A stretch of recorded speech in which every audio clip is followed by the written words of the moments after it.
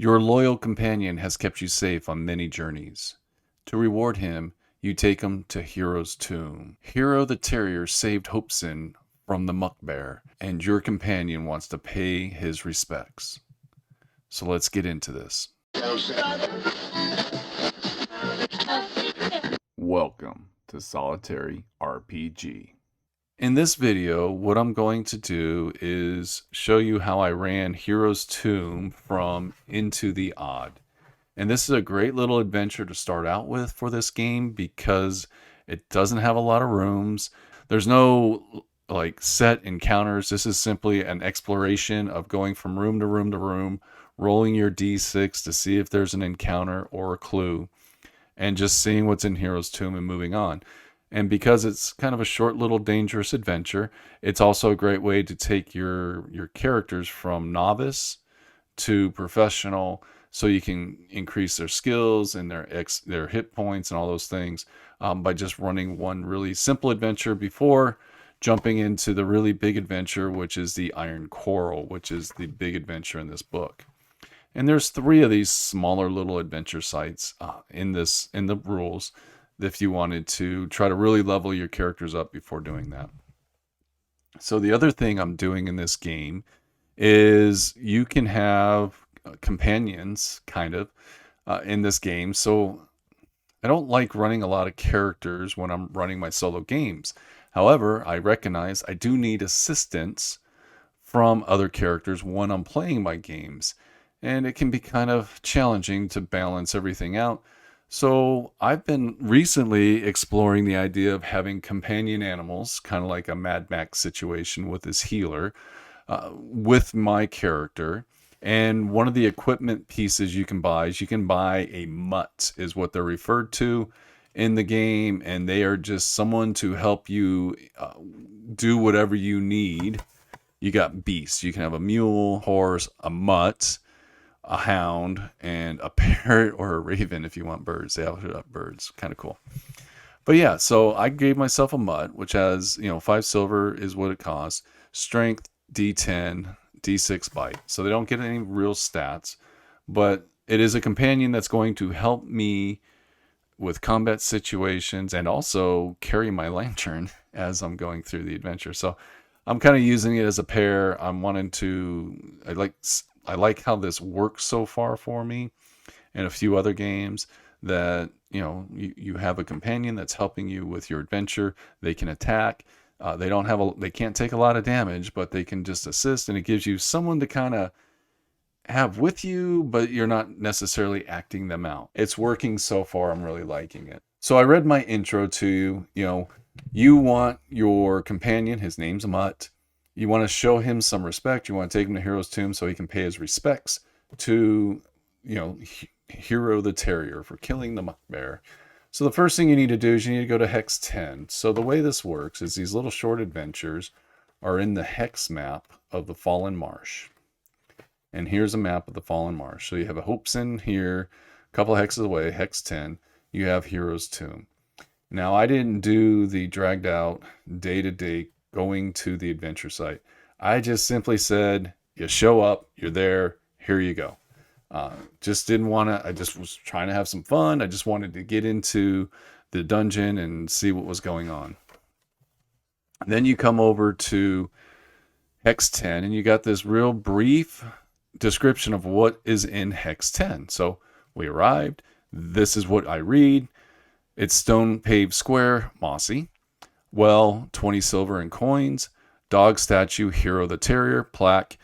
Killer of the Muck Bear, honor his rest.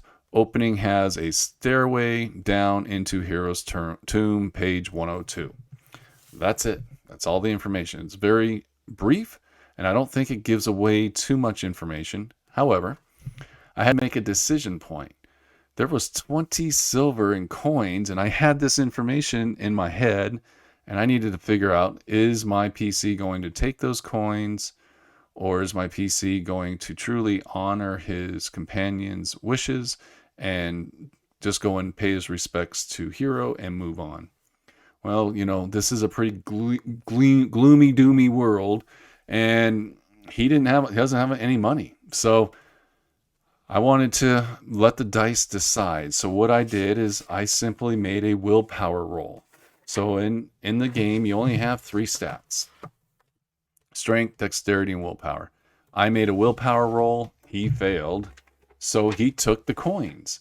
Whenever I kind of have something that might be of moral questions, I like to have a consequence. And I figured with these rules, that consequence could simply be moving forward, since he stole money from the well, which obviously is where people, they throw a coin in the well to honor their respects of the hero.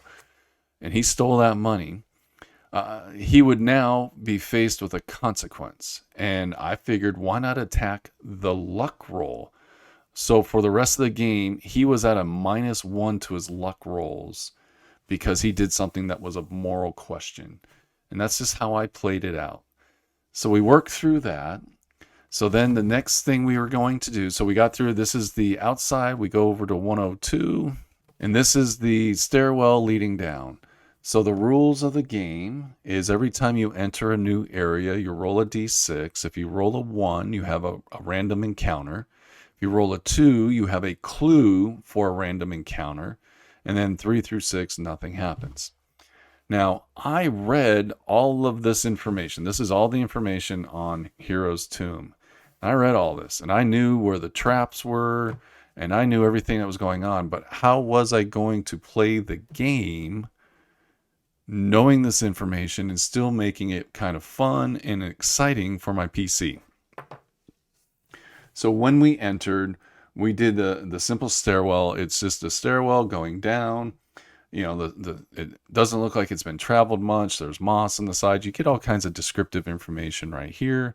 Nothing too exciting, but I didn't have any encounters because I rolled my random encounter and nothing was there. I also decided, since I knew all the traps and everything, anytime I rolled a clue, I would allow that clue to be something I could use to help me with the traps. And what I would do, any clue would give me a +1 to my luck rolls when I had to make a decision like about the traps and how I was going to handle the traps and things of that nature. Since I already knew everything, I just didn't want to run right into the pot of gold, grab the gold, and run out. I wanted to have those decision points. So that's kind of how I handled it. So we walked in, went down to room number 2 because nothing happened to us in the hallway. When we got to room number 2, I read the description information. East wall, fainted painting, can barely make out the image of a dog concealed on the passageway to 3, which is this right here, going to 3. There's some benches, slightly rotten wood, large door, opening to 5, and then the opening going back up to 1. I like how they give you these arrows when they're talking about directions, like the large door, it's going to lead to the north, and the opening going back out to the west. So it's kind of cool. So once we got into room 2, I read the description. Well, I was in a new area, so I had to roll a random encounter, and the chart I'm using is on page 94. It's just the hex roll, the random encounter for the hex roll. So when I rolled on it, I rolled a 10, which for this encounter wasn't anything exciting. It was a flicker in the corner of your eye, then nothing. So kind of like a shadow or something caught his attention, but there was actually no physical encounter, just something happened. So I was like, okay, that's cool. I just wrote that down, and I was like, all right, we'll just use that for like future information in case we do roll another encounter. We could tie those 2 pieces together. So that's basically how I handled that. But now I was in the room. So which way was my PC going to go? Was he going to just go right through the door, or was he going to go over to the painting and investigate that? So I decided I'd make a luck roll, and I'm already at -1 because he stole that silver from the well. If he's lucky, he'll go the right way. If he's unlucky, he's going to go the wrong way because this is going to lead to another trap. So I rolled a 1 with a -1, so I got a big goose egg. So he decides to go over here. Narratively, I worked out some stuff about him, touching the painting and things. And because I knew what this room was, I could narratively tie some things into this. Basically, this is kind of like a machine, and it's humming and buzzing and stuff. So I basically said, Bastien was like brushing off the dirt, and he felt the walls were vibrating, and he was feeling around, and a door opened up, and it opened up to this passageway. So he goes this way. He has to roll for a random encounter going into this hallway. We read the hallway, nothing too exciting. It's just a tight squeeze, pass through slowly, and then there's just the two openings. So we get through the hallway. There's nothing exciting, but when I roll for my encounter, I get a 2. And with the 2, that gives me a clue. And the way I'm using the clues is to help me with the trap, which is basically over here. And I figured what I would do is, because I knew how the trap triggered, I would say there was paintings on the wall showing Hero with a bone in his mouth, which is basically how you trigger the trap. And it was just caught, Bastien's attention. He saw it, he thought it was interesting, so it just caught his attention, and I just noted it down, nothing more. So we walk down the hallway, we get to this room. This is the punishment trap. So first thing we have to do is we have to roll to see if there's an encounter. I rolled a 5. There was no encounter. And then, I already knew what the punishment trap was. And, I did some narrative writing about what, Bastien saw. But then I was like, how am I going to decide if Bastien is going to do anything? Well, I did another willpower check. Does he have the willpower to kind of resist the temptation to, because the chest is painted gold, like, does he resist the temptation, or does this just look too odd for him and too out of the ordinary, and he just leaves it alone because it could be arcane power, and arcane power can be dangerous? So I rolled the willpower, I passed, so he was able to resist this trap. I was like, okay, that works. So now there was no other doors, nothing to do, so he had to leave back out. I had to roll another wandering encounter, because we were going back in the thing. I rolled another 2, so another clue. So he just paid more attention to the paintings that were on the wall and just found them strikingly odd that there's paintings of Hero, the terrier, with bones in his mouth. Just seemed odd to him, but that's how life is. I didn't go any further, but I've had 2 clues so far. So I was pretty happy with what was going on. We get back into room 2, another random encounter. Nothing happened, so we go through the door. So I had to decide if the door was locked, so I figured I'd just do another luck roll. I'm really liking the luck roll in this game. I'm going to steal that and put it in a lot of other games, because it just takes away some of the looking for stats or looking for something to roll on or trying to make things fit. It's like the catch-all generic. It fits everything. So I did a luck roll, and don't forget, I am at -1 for this adventure with my luck roll because I did something morally wrong, stealing money from the wishing well. So I rolled a 5 at -1, took it to a 4. So that's kind of like it's not locked, but you're not super lucky. So what I basically narratively said is, yeah, the door's not locked, but you can push it open, but it makes a lot of noise. And in this game, when you make noise, you have a chance of a wandering encounter. So you have to roll. And I rolled a 1. So, of course I did. That's just how life goes. So basically, I put the wandering monster in the room 5. I just immediately put it in there. So when they opened the door, it dragged across the dirt and opened up. And they went inside. There was a wandering monster in there. I rolled on this chart, and I got the Twisted Hulk. I rolled a 1. Lucky me. Twisted Hulk is strength 15, 14 HP. He's got a club that does D10 damage. Nearly human. Now, this is the drive, and I talked about drive during my review.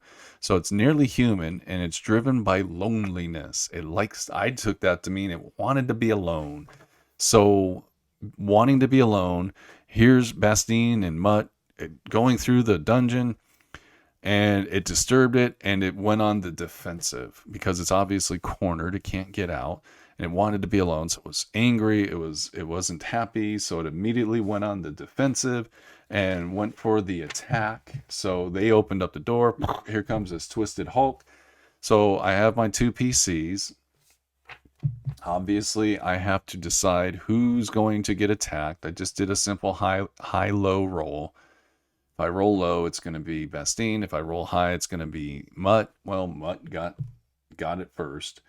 And so the Twisted Hulk went to attack Mutt and swing its club at it. Now, This game, you don't roll to hit, you just immediately hit. However, like, Hero doesn't have a lot of HP. I only gave him a D6 roll of HP. He has 5, so a club could immediately just kill him. And I just didn't feel that was really good for new characters. Actually, probably not good for any of the characters in this game. You can just get wiped out super quick. So again, I fell back onto the luck roll. And so the Twisted Hulk went to swing at him. Hero took a luck roll. He passed the luck roll. That means the Twisted Hulk missed. And then Bastien went in for a hit and hit him, did some damage. We went back and forth a little bit. It wasn't the most exciting, eventful attack. He did, low HP numbers. Things happened quickly, but we were able to kill the Twisted Hulk relatively easily. And that was the end of the combat. But now we are here in this room. We have the sarcophagus. We have this makeshift wall, and it's all listed right here for you, which is made out of loose bricks. And you got this iron door with like a 3-dimensional dog head on it with its mouth open. So here I had to decide what I was going to do. How was this going to play out? How were we going to figure out which way Bastien was going to go? Like which door was he going to do? Was he going to go mess around with the sarcophagus? I went with a luck roll to kind of decide what he was going to do, and using the clues that he found earlier, and also that one of the descriptions in the room was a bunch of how did they say, the walls have patterned tiles of dogs and bones.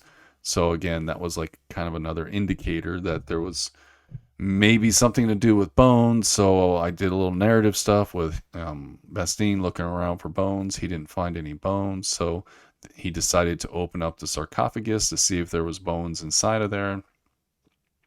Did a strength check. He passed the strength check. He opened up the sarcophagus.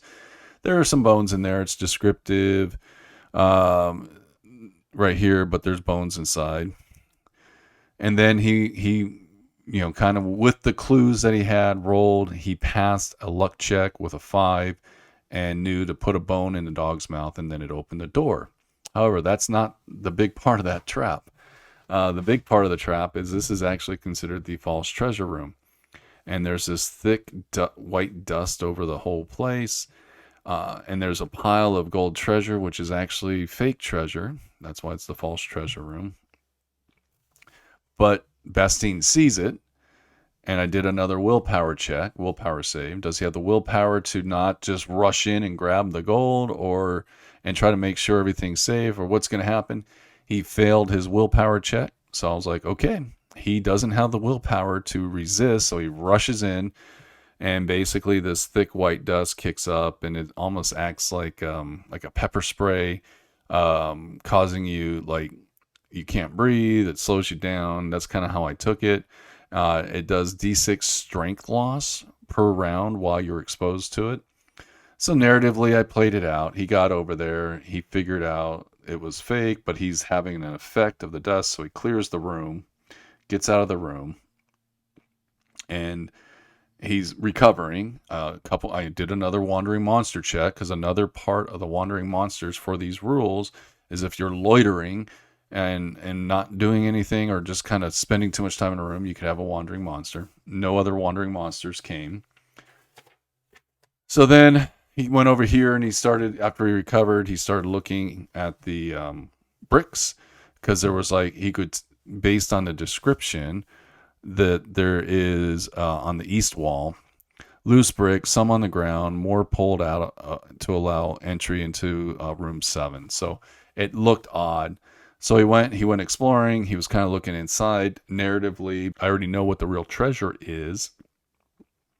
I said he was looking in. He put up the lantern. He got a glint of something in the room.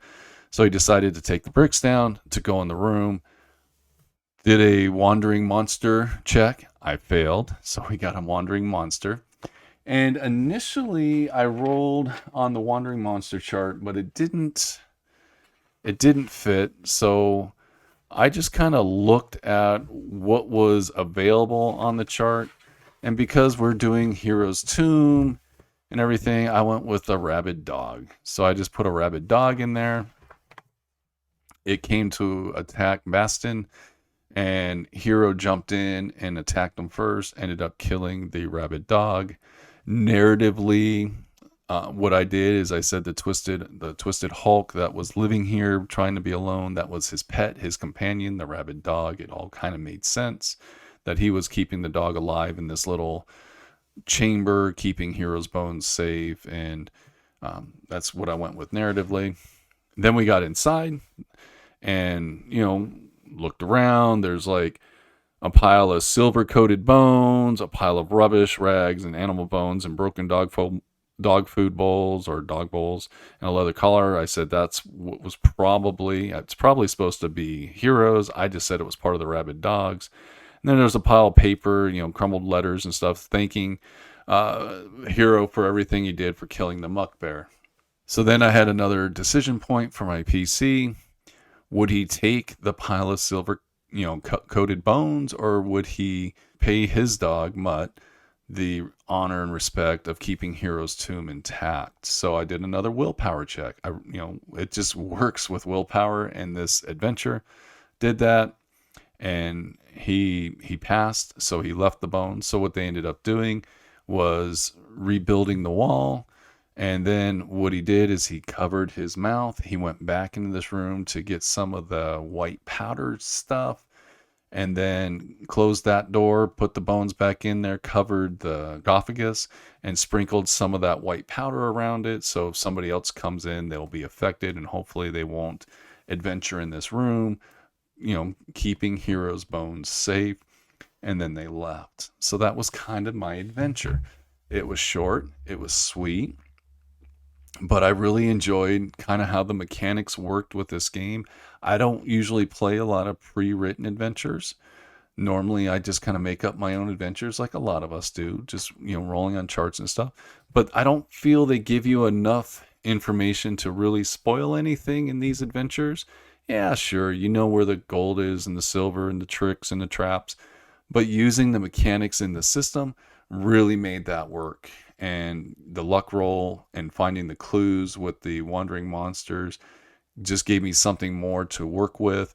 So that way, when I was faced with those decision points like here and in here, I could at least have something to roll. So that way, if he makes the wrong decision, he just goes the wrong way. And that's kind of the end of it. Again, I wrote a bunch of stuff out. Like, there's a lot more to this. I spent a lot of time writing on this. Just that I like to write. But that was the kind of recap of it. So after I played Hero's Tomb, I went on and played the Green Caves, rolled up a new character. I just wanted to see how my concepts of using luck and in combat, how things would work out. There was more encounters in here. Rolling the Wandering Monster chart, have more opportunities for things to happen. And there were some pretty cool traps in this adventure. So after playing that, I decided combat needed a little bit more. So I wanted to flush out my luck rolls with combat. And what I was thinking was just adding some kind of an opportunity for you to be a little bit more defensive. And I didn't want to use just dexterity. I like the luck roll, but I kind of came up with the combat oracle combination kind of a thing. And this is what I wrote out. So when you roll a 6 on a d6, if you're using it as a oracle, it will be your yes and if you're using it as a luck roll, it means you're lucky. And if you're using it in combat to see if you avoid getting hit, basically you dodge out of the way and you get a +1 in your next attack in this combat. Thought that was kind of cool. And then 5 is yes, but you dodge out of the way, so it's a normal yes, but answer. If you're using combat, you dodge the attack, but you're not so swift. Make a dex save, or you are off balance and your next attack is at -1. So I'm giving something more narrative to the combat is what I was working out. And then number 4 is just yes. You dodge the attack and nothing more. Done. Going the opposite way with a 3. No, you're not able to dodge the attack. You take the full blunt of the damage. No, but again, these are oracle and also combat results. No, but you are not able to avoid the attack, but you were able to reduce the damage sum -1 to the damage roll. Okay. And then no and unlucky. Nope. You have the grace of a rock, and not only do you take all the damage, you also take 1 HP for falling to the ground. So you take an extra point of damage with that. And I just thought this added just that little bit of extra seasoning to the game, just to make it a little bit more flavorful during combat, and also using luck as the oracle and kind of making it a little bit more important to the game overall. I'm still messing around with it, but so far I'm just having a really good time with Into the Odd. I think it's a great rule system. If you're just looking for something kind of light that you can add a little bit more to it and have some just really cool narrative games where something I like, the rules don't get into the way of gameplay. These rules are simple, easy. Once you read through the book and you get a general concept of what's going on, you're good to go. So that was my experience playing Into the Odd. I'm planning to play it some more. I actually really do like these rules. And I'll be sharing more maybe in the future. I got a lot of other games that I want to get on the table and start exploring and sharing my thoughts on. But for now, this is kind of where I'm at with this game. Thank you for watching and have a great day.